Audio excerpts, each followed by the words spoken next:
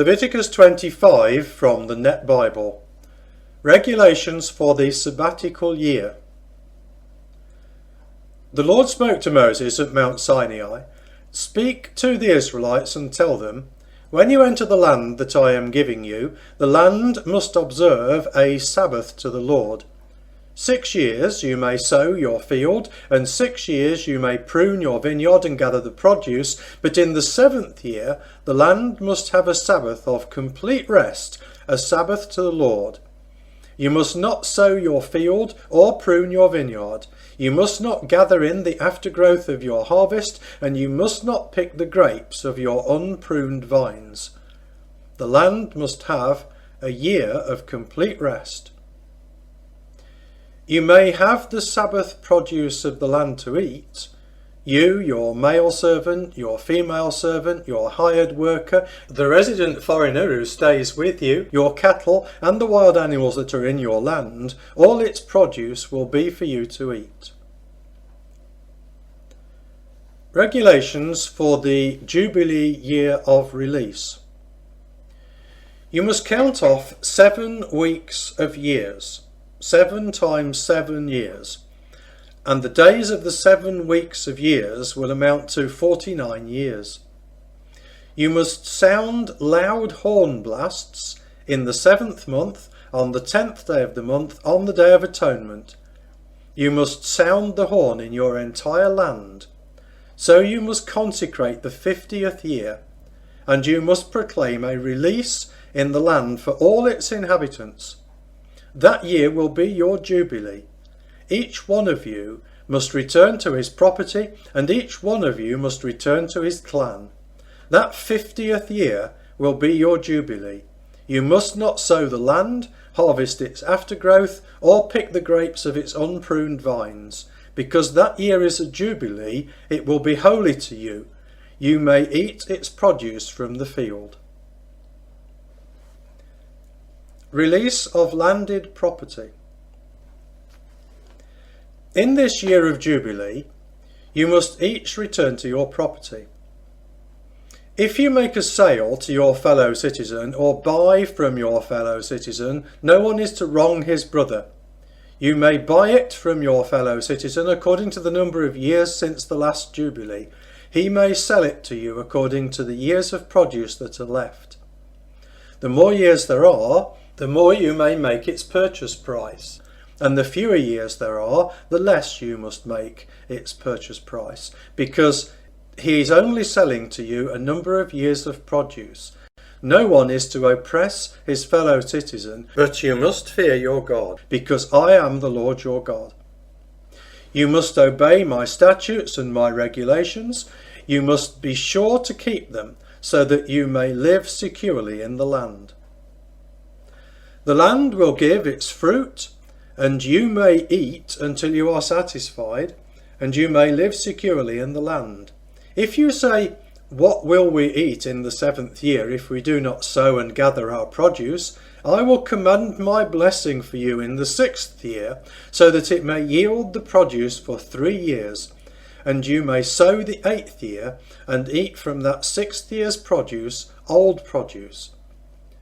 Until you bring in the 9th year's produce, you may eat old produce. The land must not be sold without reclaim, because the land belongs to me. For you are foreigners and residents with me. In all your landed property, you must provide for the right of redemption of the land. If your brother becomes impoverished and sells some of his property, his near redeemer is to come to you and redeem what his brother sold. If a man has no redeemer, but he prospers and gains enough for its redemption, he is to calculate the value of the years it was sold, refund the balance to the man to whom he sold it, and return to his property.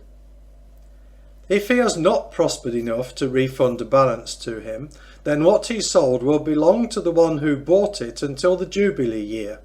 But it must revert in the Jubilee, and the original owner may return to his property. Release of houses. If a man sells a residential house in a walled city, its right of redemption must extend until 1 full year from its sale. Its right of redemption must extend to a full calendar year. If it is not redeemed before the full calendar year is ended, the house in the walled city will belong without reclaim to the one who bought it throughout his generations. It will not revert in the Jubilee.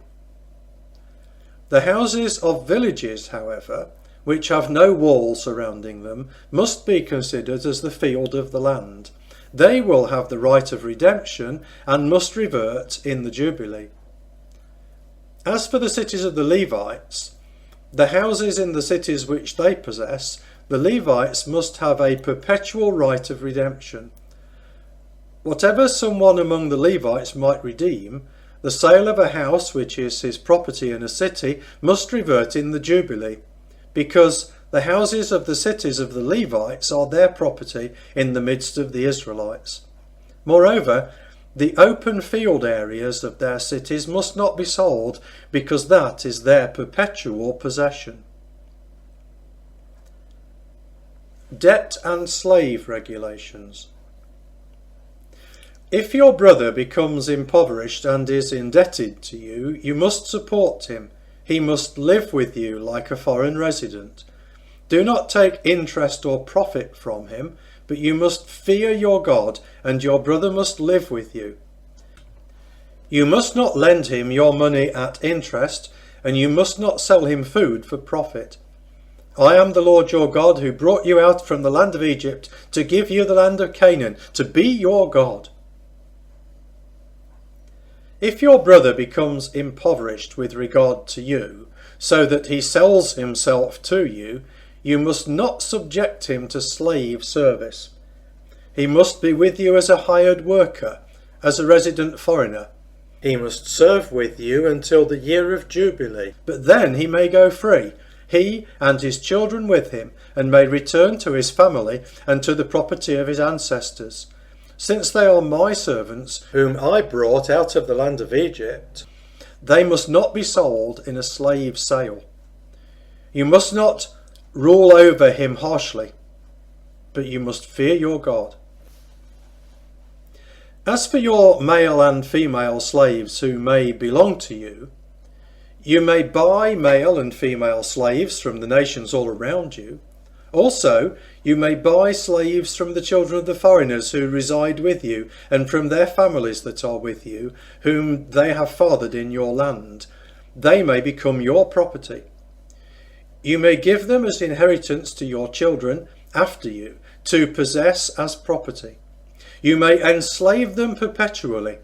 However, as for your brothers the Israelites, no man may rule over his brother harshly. If a resident foreigner who is with you prospers, and your brother becomes impoverished with regard to him, so that he sells himself to a resident foreigner who is with you, or to a member of a foreigner's family, after he has sold himself, he retains a right of redemption. One of his brothers may redeem him, or his uncle or his cousin may redeem him, or any one of the rest of his blood relatives, his family, may redeem him. Or if he prospers, he may redeem himself. He must calculate with the one who bought him the number of years from the year he sold himself to him until the Jubilee year, and the cost of his sale must correspond to the number of years, according to the rate of wages a hired worker would have earned while with him. If there are still many years, in keeping with them he must refund most of the cost of his purchase for his redemption. But if only a few years remain until the Jubilee, he must calculate for himself in keeping with the remaining years and refund it for his redemption.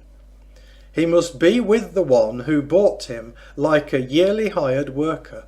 The one who bought him must not rule over him harshly in your sight. If, however, he is not redeemed in these ways, he must go free in the Jubilee year, he and his children with him, because the Israelites are my own servants. They are my servants, whom I brought out of the land of Egypt. I am the Lord your God.